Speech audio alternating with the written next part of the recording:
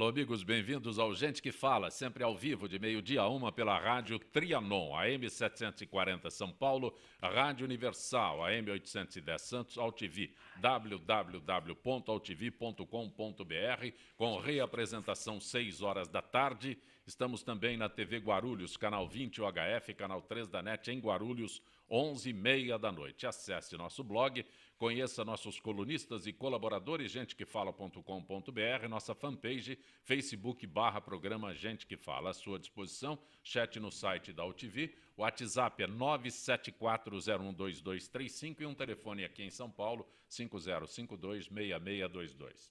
Nesta edição de Gente que Fala, deputado Floriano Pêsaro. Prazer tê-lo aqui, deputado. Prazer é meu, imenso prazer a todos os ouvintes e espectadores através da internet, da AltV. E agradecer, Zancupé, essa bancada maravilhosa que você vai apresentar lá. Eu anuncio como deputado, mas é um deputado licenciado porque atualmente é secretário de Estado. Fui convocado pelo nosso governador Geraldo Alckmin para apoiá-lo no trabalho social que é realizado no Estado de São Paulo. Aliás, eu quero só destacar, Zancupé, antes de nós começarmos aqui o nosso debate, dizer da importância que a área social tem tido aqui no Estado de São Paulo diante da crise econômica e social que atingiu o Brasil como um todo. Também conosco, Eurípides Salles. Prazer tê-lo aqui, doutor Eurípides. Muito prazer. Eu estou muito contente de estar aqui junto com o Pêsaro, junto com o Sebastião Elvésio, que é o nosso presidente de Minas Gerais, do Tribunal de Contas, com a professora Mônica, e com você, que somos amigos há mais de 3 anos. Sem dúvida alguma. Mais de 3 anos. O teu currículo é muito intenso, sem dúvida alguma. Atualmente, como professor na FIP, professor para contas públicas, você que durante muito tempo como conselheiro do Tribunal de Contas do município de São Paulo, fundador da Escola de Contas no município de São Paulo, aí por isso que eu digo, Eurípides Salles resume tudo. Tá certo, doutor Eurípides? Tá, e depois nós vamos falar do Congresso Internacional de Contas Públicas, que está rendendo até hoje. Que maravilha. Está produzindo até hoje efeitos maravilhosos. Professora Mônica Herman Cagiano. Prazer tê-la aqui, professora.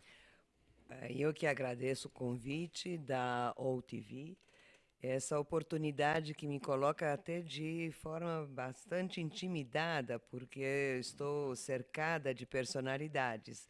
Para começar, o Floriano Pêsaro, com o qual nós já trabalhamos juntos, né, doutor Floriano? E, na realidade, por quem eu tenho uma profunda admiração.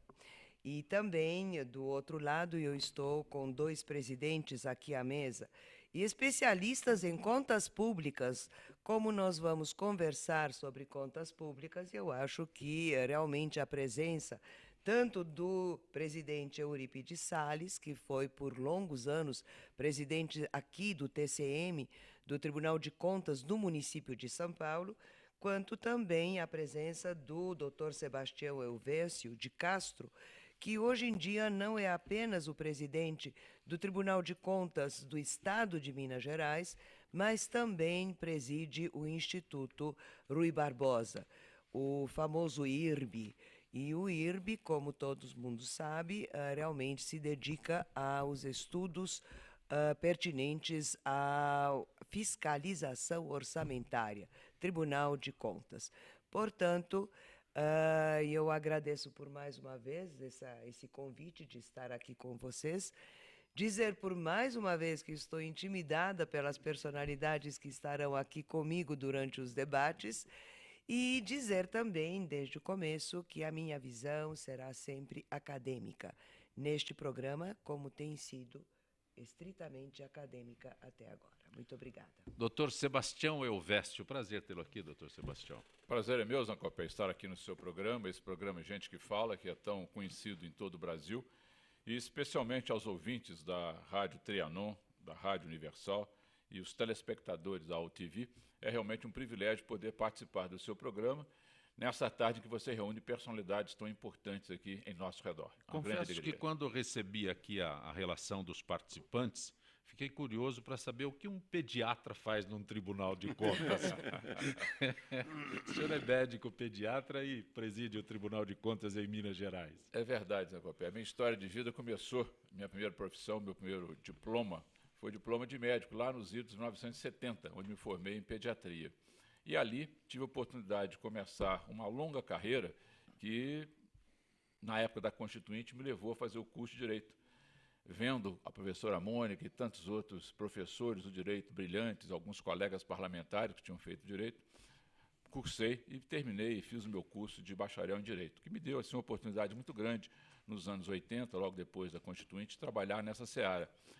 E tive um outro momento magnífico em minha vida, quando conheci a professora Sulamis Daim, é uma economista da Universidade, aqui de Campinas também, mas na época da Universidade do Estado do Rio de Janeiro, e a professora Sulamis me permitiu descobrir o encantamento da economia através da administração pública. E ali fiz com ela um doutorado, que hoje tenho a grande alegria de ser doutor em saúde coletiva, na área de concentração em política, planejamento, e transformei-me em especialista em contas públicas. Então, nos últimos 10 anos, toda a minha atividade acadêmica, intelectual e profissional tem sido no favor de melhorar a percepção das contas públicas a favor do cidadão brasileiro. Deixa eu aproveitar com a permissão do Fausto Camunha, que é o nosso diretor.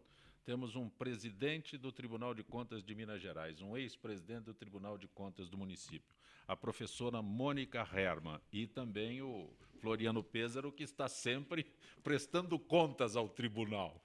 Como secretário, o tribunal está sempre atuante.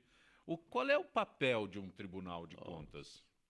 Consegue responder em 3 minutos, Eurípides? Não, 3 ninguém minutos consegue, é muito pouco. O Tribunal de Contas surge com a cara nova em 88. E o principal papel que lhe foi acrescentado em 88 foi o de... 88 na Constituição. 1988, na Constituinte de 88. Constituinte. Foi justamente o de poder cuidar da fiscalização, do controle operacional. De lá para cá surgiram por volta de 12 leis que são pertinentes, atinentes do convívio, do trabalho diuturno, diário dos tribunais de contas. Então, o Tribunal de Contas assumiu um papel muito importante hoje na sociedade. E o que nós observamos, e a professora Mônica até comentava isso hoje de manhã, é que hoje só se fala em contas públicas. Hoje só se fala nas decisões dos tribunais de contas públicas. Então, esse é o grande papel dos tribunais de contas públicas. E quando eu conversei com o Fausto Camunha, que é meu amigo de muitos anos, muitos anos, eu disse a ele que ia trazer aqui a figura do presidente Sebastião Elvésio. Escrevam bem este nome, Sebastião Elvésio. Eu fui conselheiro por 25 anos e posso dizer aqui, sem medo de errar, este é a maior figura de contas públicas do Brasil de todos os tempos. Essa figura do Sebastião Elvésio que eu vejo aí. Ele está atuando junto ao NALI, que é o controle externo. O que é o NALI? O NALI é a União Nacional das Assembleias Legislativas. O poder legislativo é o controle externo da administração pública. Então, ele está hoje, de um lado com a Tricom, que faz parte de um grupo chegado a ele. De outro lado, o IRB, que ele dirige. E de outro lado, a UNALI. Quer dizer que, então, a figura do Sebastião Elvésio hoje no nosso programa aqui, eu digo nosso programa porque eu sou de casa, aqui eu venho aqui todos os dias praticamente. Então, sou muito de casa aqui, graças a Deus. Muito então, bom. Muito bom, Nós podemos dizer. Professora Mônica, o doutor Eurípides citou a senhora há instantes, e aqui tem um aspecto muito interessante. Às vezes as pessoas conversam lá e chegam aqui e dizem, como eu falei, mas eu não sei o que ele conversou com a senhora, nem o que a senhora se referiu ao papel dos tribunais de contas, Não, e nem aqueles que nos ouvem. Veja, eu queria parabenizar a organização deste programa, porque vai tentar transmitir para o cidadão a importância dos tribunais de contas como alinhando-se para auxiliar a cidadania a exercer a própria cidadania. Por quê? Porque o Tribunal de Contas é uma instituição. É uma instituição que, entre nós, aqui no Brasil, foi adotada há muito tempo, só que, na realidade, na sua origem, vem e hoje em dia até continua com essa mesma natureza, eu gostaria até de frisar, é órgão auxiliar do Legislativo. Bom, órgão auxiliar do Legislativo significaria que seria apenas um órgão técnico. O problema, o que nós estávamos discutindo, é que a Constituinte de 88 e a Constituição Cidadã de 88, na realidade, deu competências para os tribunais de contas de promover essa fiscalização das contas públicas, da atuação dos agentes públicos, do secretário Floriano, e na vertical. Os tribunais de contas hoje adentram na análise, no estudo, no exame das contas, tanto da arrecadação quanto dos dispêndios, e, inclusive, podendo suspender contratos, suspender licitações. Realmente tem competências que competências constitucionais, Sim, que a sim. Constituição de 88 conferiu. Competências que, na realidade, asseguram uma linha de atuação de autonomia plena aos tribunais de contas. Essa é a verdade hoje. Apesar de que o Tribunal de Contas, qualquer que seja o tribunal, do Estado aqui, Estado de São Paulo, Sergipe, Minas, ele, na realidade, a natureza jurídica continua sendo como órgão auxiliar do Legislativo, do Parlamento. Não é.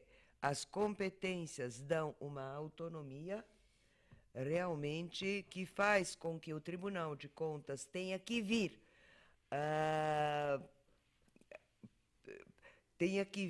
a informar a cidadania que tem a seu lado um ente, uma instituição que está aqui para providenciar uma fiscalização para e passo de toda a atividade e a execução orçamentária do Estado e dos municípios, dos 5.670 municípios que nós Floriano temos. Pêssaro, você como secretário de Estado, você é secretário de Desenvolvimento Social do Estado de São Paulo. Até onde um Tribunal de Contas, no caso o Estado de São Paulo, auxilia um secretário? Não, Porque acho a que... figura é sempre assim, né? O secretário está... o tribunal está de olho no secretário, não é primeiro, isso? Quanto mais gente de olho, melhor. Né? Mas não é essa a imagem. Eu acredito né? muito... É um auxílio. Eu acredito muito no poder do controle social, da transparência, da tecnologia da informação, informática, dados abertos. Né? Eu fui um dos que aprovei, junto com o presidente Edson Simões, presidente do tribunal, na época, e agora novamente me parece, mas na época era o presidente do Tribunal de Contas do município. Agora é o Braguinho. Nós aprovamos uma lei, que era a lei dos dados Você era abertos. vereador. Eu era vereador em São Paulo, a lei dos dados abertos na cidade, que incluiu o Tribunal de Contas também do ponto de vista seguindo a lei de acesso à informação.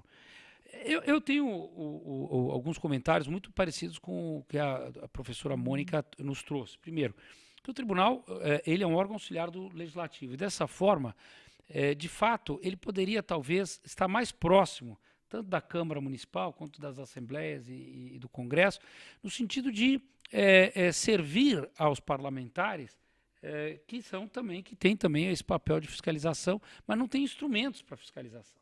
Eu fui vereador de São Paulo 6 anos, mas já assim no meu gabinete eu tinha condição de analisar, fazer uma análise de uma licitação, de um contrato, de uma compra. Quando houve aqui em São Paulo a história dos corredores de ônibus, nós identificamos que o contrato de licitação feito em 2004 ainda, na cidade de São Paulo, pagava por quilômetro rodado e não por passageiro transportado.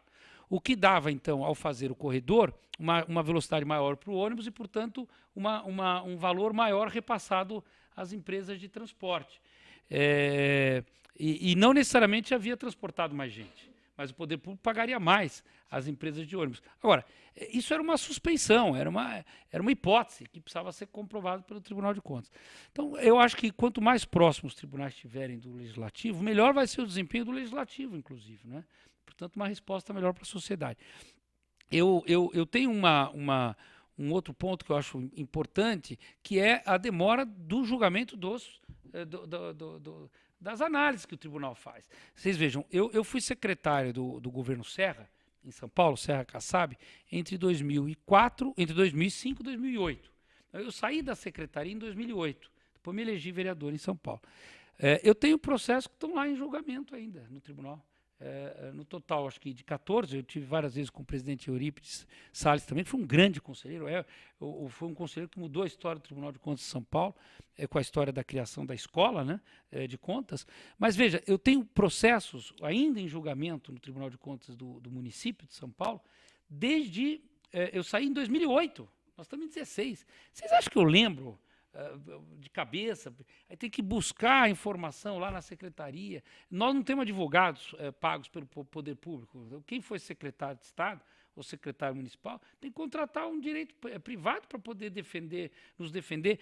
Ainda no tribunal, que não é um órgão do judiciário, mas, enfim, nos defender no sentido de esclarecer aos técnicos do tribunal, sob pena do tribunal julgar as suas contas e mandar para o Ministério Público, porque aí sim vai ter que ter advogado, etc., tal, antes de ir para o judiciário, né, para o juiz decidir se aceita ou não uma ação civil pública, por exemplo. Então, primeiro, para terminar, o tribunal é essencial. O trabalho que os tribunais de contas fazem, veja agora na questão do impeachment, né? O trabalho que os tribunais fazem são extraordinários. Mas acho esses dois pontos. Mais próximo do Poder Legislativo, melhoraria o desempenho fiscalizatório do Poder Legislativo, de um lado, e o segundo ponto é a celeridade, porque obviamente que quanto mais sério ele for um julgamento de contas, acho que melhor será o desempenho de todo o sistema. Doutor Sebastião Elvésio, tem uma forma de se acelerar esse andamento dos processos todos, como o secretário coloca?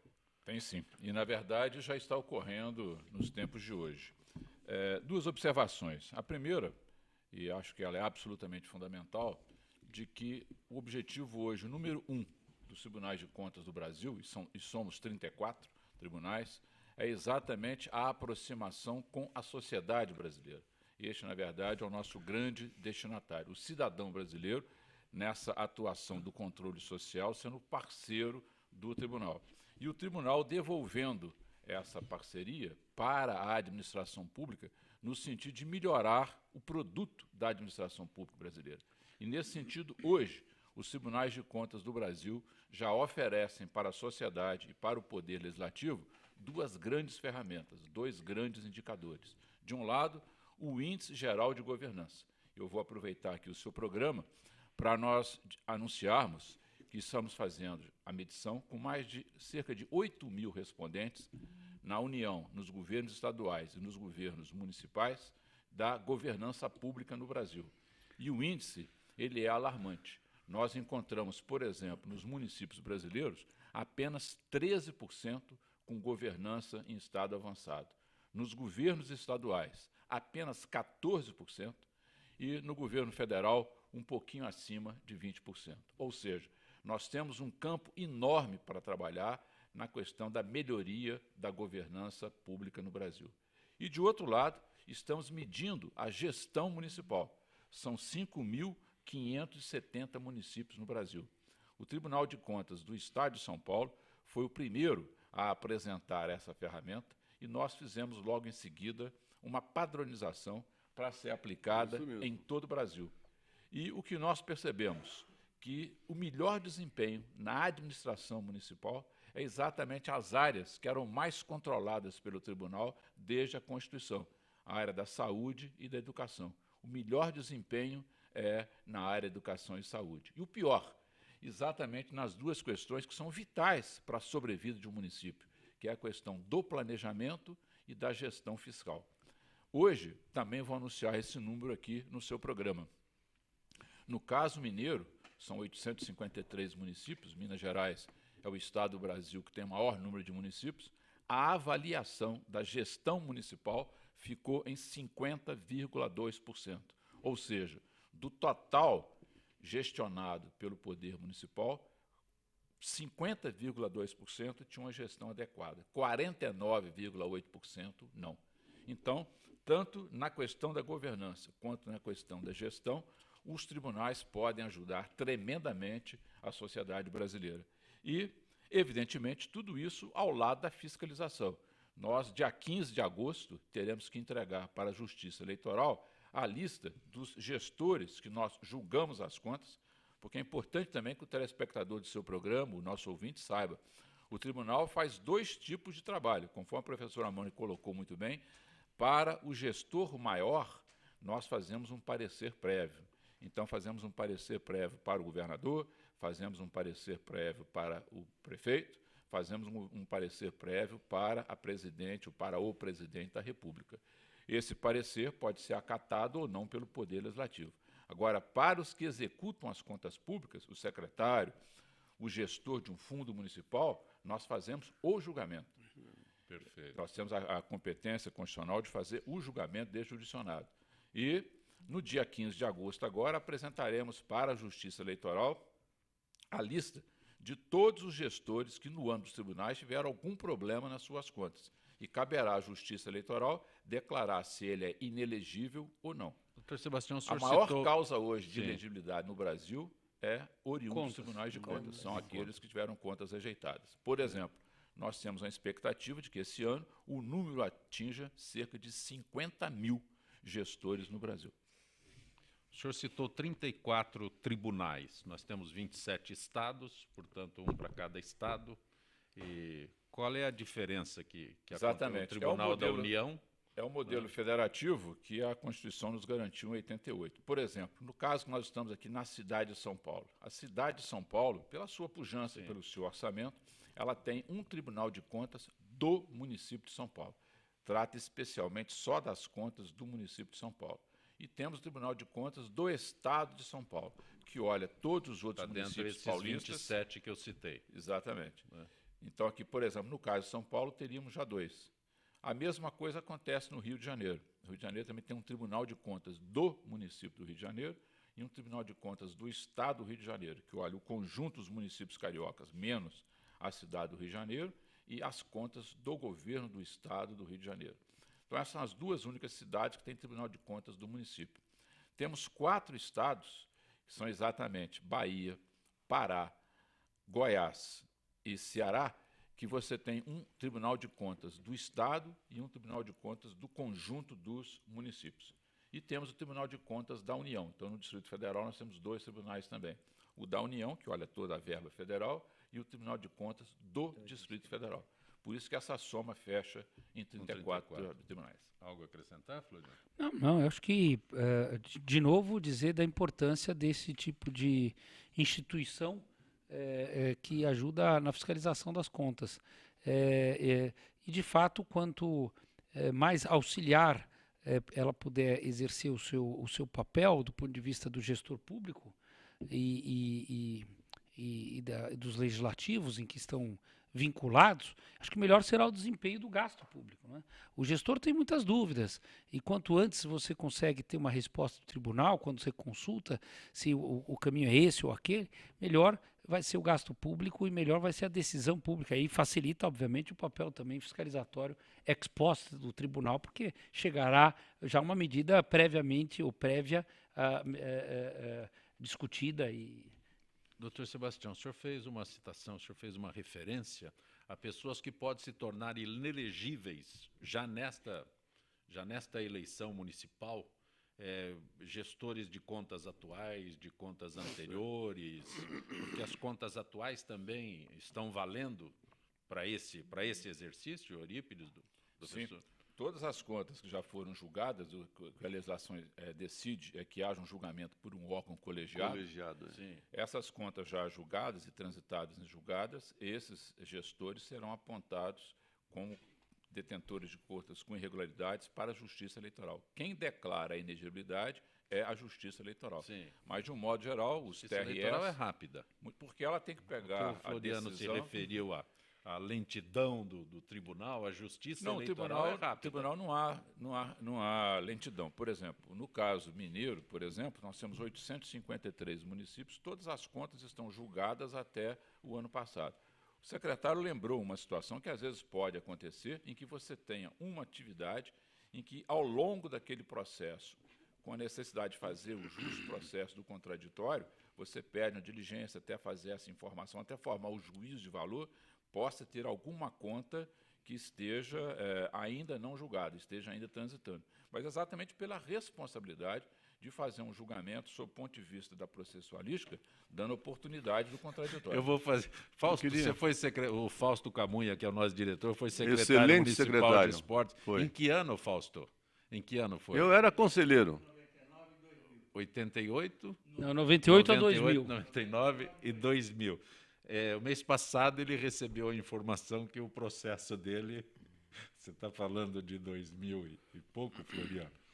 Não, eu não. Veja, eu estou aqui na frente do doutor Eurípides Salles. Mês passado, mas o Fausto Camunha recebeu a informação que os processos... Mas lá, aqui no 2000, Tribunal do Município, é pelo menos 5 anos.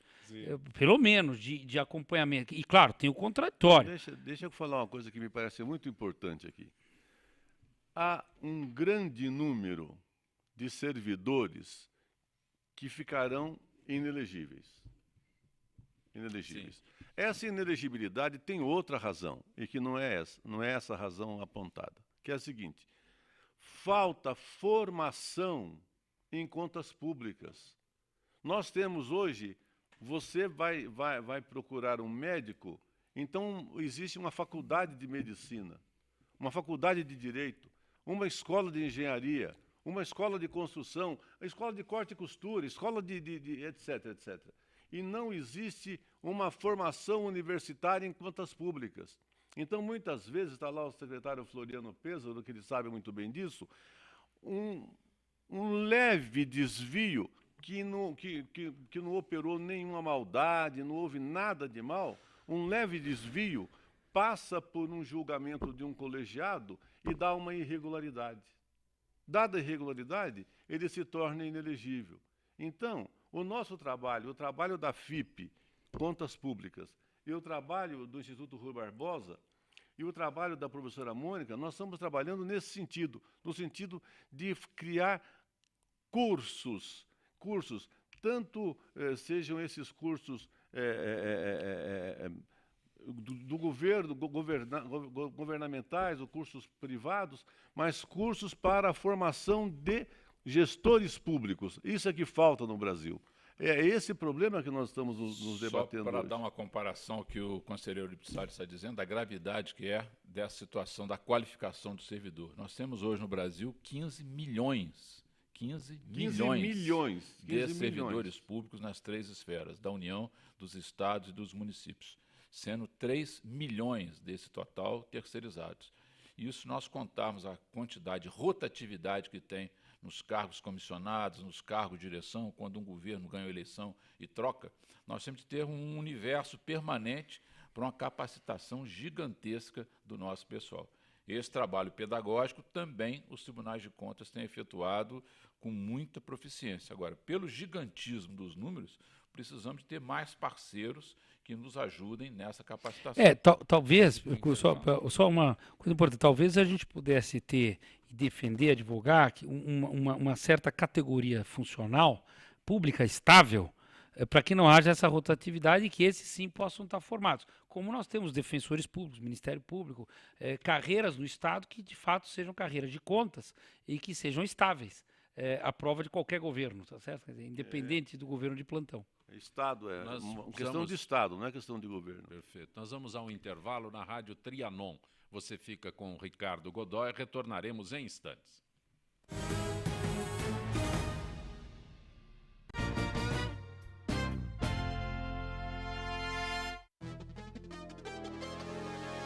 Dengue, zika, chikungunya. Falamos ao vivo do Mundo Consciente. Aqui todo mundo tampa a lixeira, tira a água do pneu, põe areia no vaso de planta. Nossa, quantos mosquitos aqui! Ô vizinho, colabora aí. Por que você ajuda a mudar? Porque eu quero o mundo consciente. E você?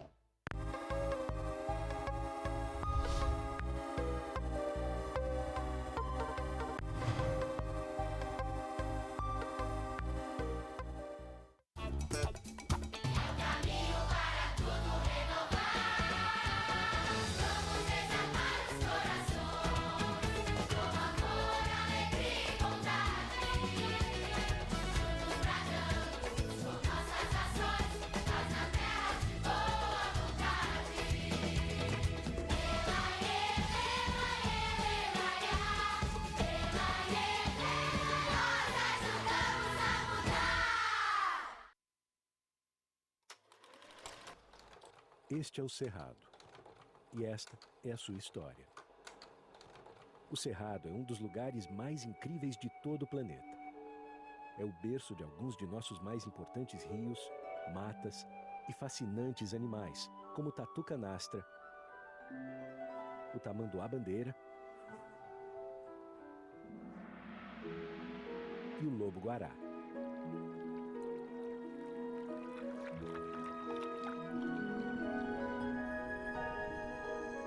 O Cerrado é vital para a biodiversidade do nosso planeta, mas está desaparecendo rapidamente. O avanço descontrolado da fronteira agropecuária é grande parte do problema. Metade do Cerrado já se foi. Se não agirmos logo, vamos perdê-lo completamente. Conheça e respeite o Cerrado e ajude o WWF Brasil a conservá-lo. Visite www.wwf.org.br/Cerrado. O futuro do Cerrado está em nossas mãos.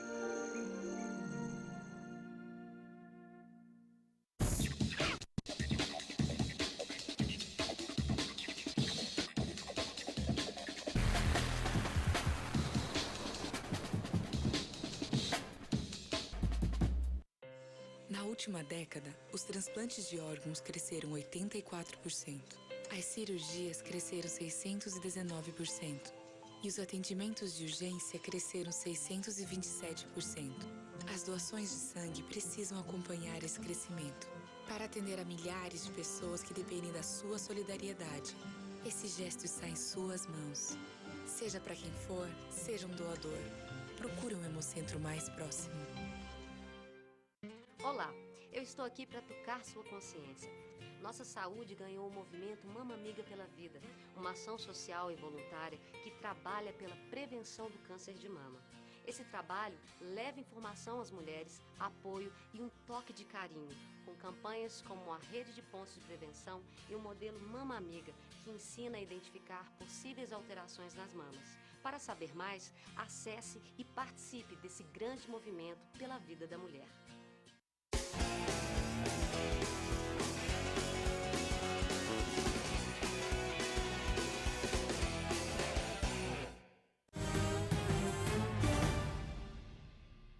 Você está conosco no Gente que Fala pela Rádio Trianon, AM 740 São Paulo, Rádio Universal, AM 810 Santos, AltV, www.altv.com.br, reapresentação 6 da tarde, também TV Guarulhos, canal 20 UHF, canal 3 da NET em Guarulhos, 11h30 da noite. Nosso blog, gentequefala.com.br, nossa fanpage, Facebook/programa Gente que Fala. Conosco hoje o doutor Eurípides Salles, que foi presidente do Tribunal de Contas do município de São Paulo, atualmente é professor na FIP, professor de Contas Públicas na FIP. Também o doutor Sebastião Elvésio, que é presidente do Tribunal de Contas do Estado de Minas Gerais, a professora Mônica Herman Cagiano, que é presidente da Comissão de Pós-Graduação da Faculdade de Direito da USP, e o secretário Floriano Pêsaro, secretário de Desenvolvimento Social do Estado de São Paulo. Secretário, o que é o sistema MSE Web, que a Secretaria de Estado do Desenvolvimento Social lançou? Bom, esse é um aplicativo, São Paulo sai na frente em relação aos demais estados da federação, com um sistema eletrônico baseado em toda a tecnologia da informação, de acompanhamento dos jovens infratores que cumprem medidas socioeducativas. MSE é medidas socioeducativas em meio aberto. Então, em vez de estarem na Fundação Casa, eles estão cumprindo medidas determinadas pelo juiz da Vara da Infância e da Juventude, mas o acompanhamento do cumprimento das medidas, ou como se chama também liberdade assistida, é feito pela Secretaria de Estado do Desenvolvimento Social, em parceria com as secretarias municipais de assistência social. Ocorre que até hoje as informações sobre o jovem infrator, o adolescente, eram muito dispersas. Então, o Conselho Tutelar tem uma parte, a Secretaria da Assistência tem outra, a polícia ou a Fundação Casa tem a maior parte das informações, mas a Vara da Infância tem uma parte, mas elas não se cruzam. Então, o que nós fizemos? Em praticamente um ano, por determinação do governador Geraldo Alckmin, nós editamos um sistema eletrônico interligado municípios, Estado, estamos interligando também com a União, né, a partir desse novo diálogo que nós estamos tendo. Porque para ficar doméstico não ajuda Claro. muito. Não, e agora nós estamos com um diálogo muito melhor com o governo federal, né? Junto ao secretário Alexandre de Moraes, onde está lá o CONANDA, que é o Conselho Nacional dos Direitos da Criança e do Adolescente, o nosso CONDECA, que é o Conselho Estadual, e os conselhos locais. Então nós estamos interligando nesse sistema através dos CRAS, que são Centros de Referência da Assistência Social, onde é a porta de entrada da informação. São quase 1.500 CRAS espalhados por todo o estado, 275 CREAs, que são os especializados, também espalhados por todo o estado. É a porta de entrada da informação. Nós cruzamos a informação com a Fundação Casa e ela está disponível para os conselheiros tutelares, para nós da assistência social, para a saúde, para os tribunais, para a vara da infância e assim por diante. De tal sorte que a gente gerou 3 economias de saída. Uma processual, quantidade de documentos, papel, vai, volta e tal. Recursos humanos, menos recursos humanos que você precisa para poder trabalhar a questão da criança e do adolescente, e maior eficiência, menor gasto de recurso público, porque é tudo eletrônico. Então não vai papel, vem papel, etc. Então tudo está na internet, claro que à disposição somente das autoridades, porque são muitas vezes informações reservadas, de caráter particular, privado, que são as medidas socioeducativas ou a liberdade assistida, mas o fato é que nós conseguimos avançar na gestão pública, que é isso que nós defendemos. Né? Fazer mais e com mais eficiência e menos gasto público. E é possível, porque aquela moça que está ali, chama Ana Luísa dos Anjos, o Fausto Camunha, sem nenhum desses recursos que você tem hoje, conseguiu colocá-la, né? E hoje ela é nossa atleta aqui. Que bacana. Na faixa de idade dela, de 53 anos, não tem para ninguém no mundo todo. E ela está toda feliz porque vai carregar a tocha domingo que vem bacana, aqui em São que Paulo. orgulho, que admiração. Isso, Parabéns. Parabéns. Não posso deixar passar o momento desse. Maravilhoso, aí, maravilhoso. Porque tudo isso que você fala hoje, o Fausto fez sem, verdade. sem um recurso possível, sem nada disso daí. Professora Mônica, Tribunal de Contas do Estado de São Paulo assinou o termo de cooperação no qual integrará a Rede Nacional de Indicadores Públicos. Qual a finalidade desse? Eu diria, em primeiro lugar, secretário Floriano, eu queria cumprimentá-lo pela iniciativa. Eu acho que realmente nós estamos hoje numa sociedade de informação, e na sociedade de informação do século XXI, a sua iniciativa é absolutamente impositiva, é muito mais que necessária, porque realmente essa transparência, esse acesso à informação de todos é que é muito importante. Portanto, meus parabéns. De forma integrada, né? De forma integrada, para que efetivamente se dê concreta e efetivamente de forma eficaz acesso à informação. Isto na realidade, só melhora a cidadania e aperfeiçoa o exercício da cidadania. E a mesma coisa, eu diria, em termos dessa rede nos tribunais de contas. E eu até diria mais, e eu vou aproveitar este momento para dizer que os tribunais de contas, como o secretário Floriano estava falando até agora há pouco, realmente, pelos servidores públicos, é uma instituição extremamente temida. Uma tem que deixar de ser temida e tem que entender o tribunal e os servidores que o Tribunal de Contas é uma instituição fiscalizadora. Ela fiscaliza, acompanha e examina, aprova ou não aprova as contas públicas. E as contas públicas é impositivo que tenha transparência sobre as contas públicas. E isto o Tribunal de Contas faz.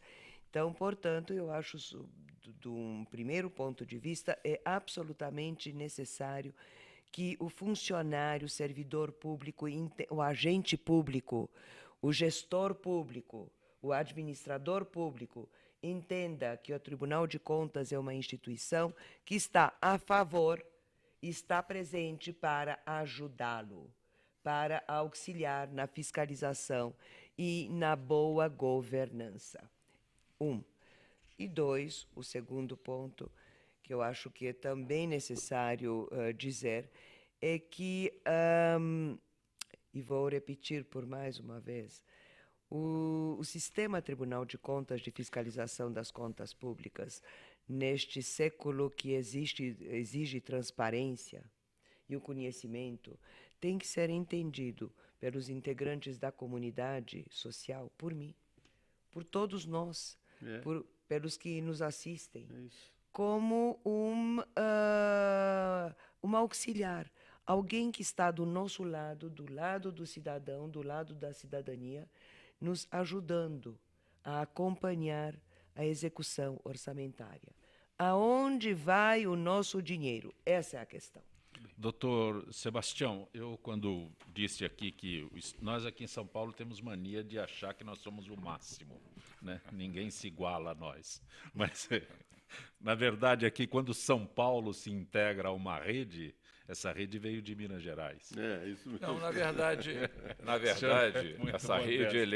essa rede é nacional. Sim. Né? O Indicom é uma rede nacional de indicadores públicos que vem exatamente ao encontro que o nosso querido secretário Floriano Pézaro estava comentando e que a professora Mônica também avalizou.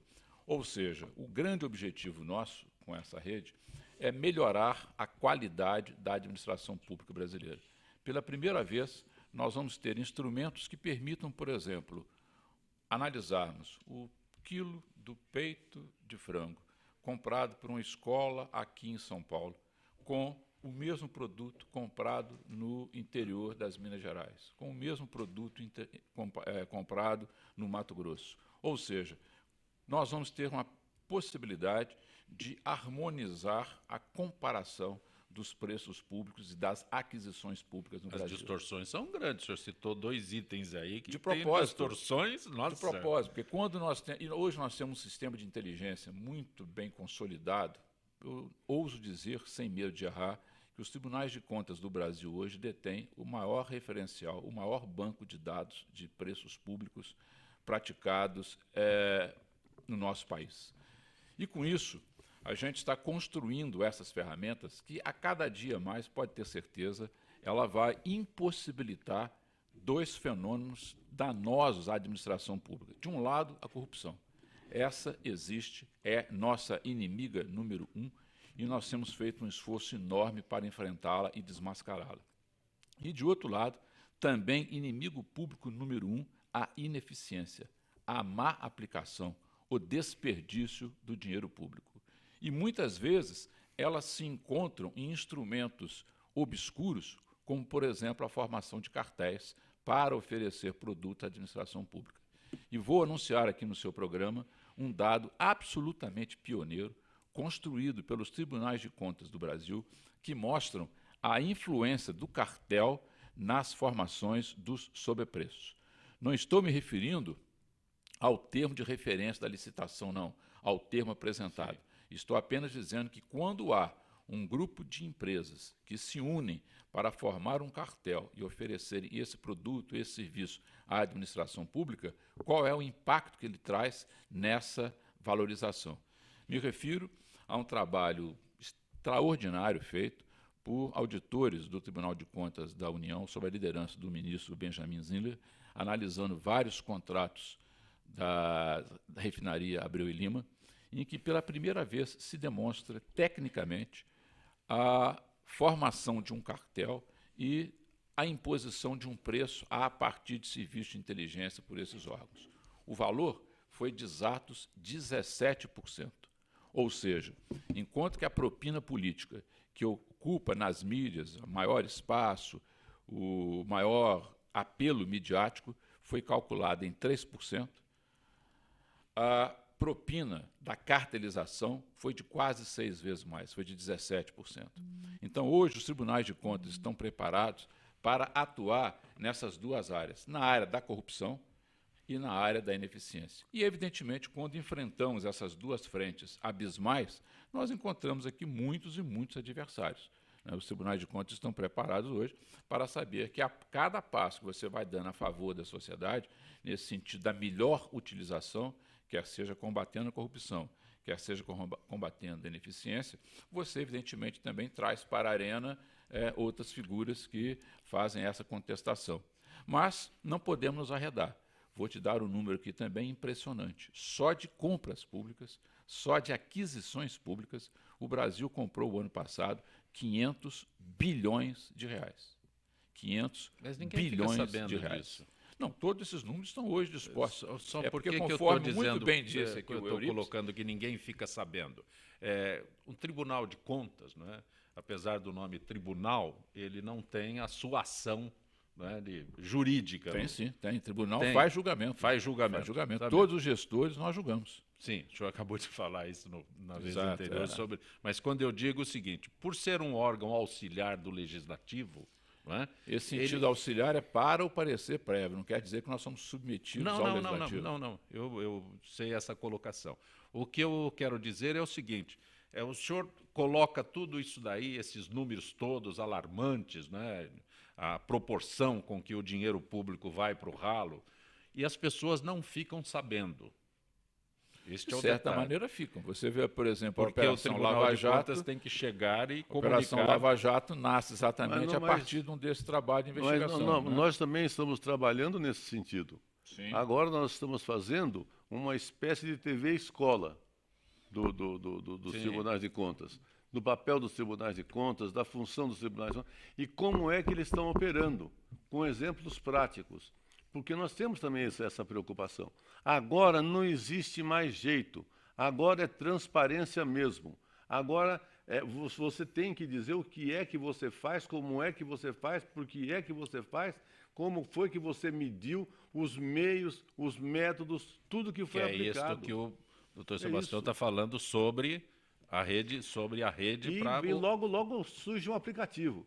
Já surge um aplicativo que você quer saber exatamente como é que está o processo do Tribunal de Contas. Já surge um aplicativo. Sim. Hoje, por exemplo, se o telespectador aqui de São Paulo, se nesse momento ele quiser consultar qualquer um dos municípios de São Paulo, como é que está o seu desenvolvimento da gestão municipal, pelo aplicativo no seu celular, ele pode verificar. Não, eu queria só comentar que eu acho que até para que as pessoas entendam, parte do processo, por exemplo, de impedimento da Presidente da República se dá graças ao Tribunal de Contas da União. Porque se não fosse a identificação das chamadas pedaladas fiscais, que compuseram, digamos, um arcabouço jurídico ou de dados ou de informação que permitiram, então, as ações que foram apresentadas contra a Presidente da República, pelo ex-ministro Miguel Reale Júnior, né? pela doutora Janaína. Aquilo, quer dizer, toda a peça jurídica pró-processo de impedimento está baseada nos relatórios do Tribunal de Contas da União. Do ministro Nardes. Do ministro Augusto Doutor Nardes. Sebastião Elvésio, uma pergunta da Mariana de São Judas. Quais os maiores problemas dos governos anteriores julgados pelo Tribunal de Contas de Minas Gerais? Se é que existem esses problemas, não sei. Na verdade, nós temos feito o julgamento tradicionalmente em dia. Já julgamos as contas de 2014, as contas de 2015 serão julgadas agora nesse ano de 2016. Né? E todos esses julgamentos eles são públicos, todas essas atas são colocadas, não apenas o voto do relator, mas o voto de todos os conselheiros que decidem, e também a opinião, o parecer opinativo do Ministério Público junto ao Tribunal de Contas. Tudo isso forma um processo. Né? Nós, no caso mineiro, estamos absolutamente em dia com as contas julgadas até o 2014 e, nesse momento, estamos em fase de instrução do processo para o julgamento das contas de 2015. Nós não encontramos nesses julgamentos essas duas questões que o nobre parlamentar levantou. A questão das pedaladas, né, fiscais. Um dos motivos, inclusive, é porque nós não temos na estrutura hoje de financiamento do Estado de Minas Gerais um banco que possa passar recursos públicos para financiar a execução orçamentária. Os grandes problemas que temos encontrado, de um modo geral, se referem exatamente a essa questão fundamental da busca da eficiência. E é por isso que nós estamos valorizando muito hoje os indicadores, ou seja, sair um pouco da métrica da quantidade gasta, por exemplo, só para o ouvinte, o telespectador nos acompanhar. Há uma obrigação constitucional de que o Estado de Minas, como qualquer outro Estado, aqui São Paulo também, gaste 12% da sua receita corrente líquida em gastos, por exemplo, com saúde. Tem de gastar 25% com educação. Hoje nós estamos mais preocupados, evidentemente que esse número deve ser atingido, mas com a qualidade desse gasto. Se realmente esse esforço orçamentário ele traz para o cidadão uma contribuição mais efetiva. Essa é uma agenda que os tribunais de contas esperam oferecer para o Poder Legislativo, e aí sim, a linha é muito clara. Nesse sentido, o Tribunal de Contas tem apenas a oportunidade de criar instrumentos para quem detém o voto, quem é o legislador, poder fazer realmente o seu programa de política pública. O tribunal jamais pode querer insinuar que essa ou aquela política pública é a melhor. O que nós podemos verificar é que, se você fizer dessa maneira, esses indicadores se comportam dessa forma. E cabe a quem tem o voto popular, que é realmente, eu tenho muito claro para mim, que a democracia é o maior bem conquistado pela unanimidade.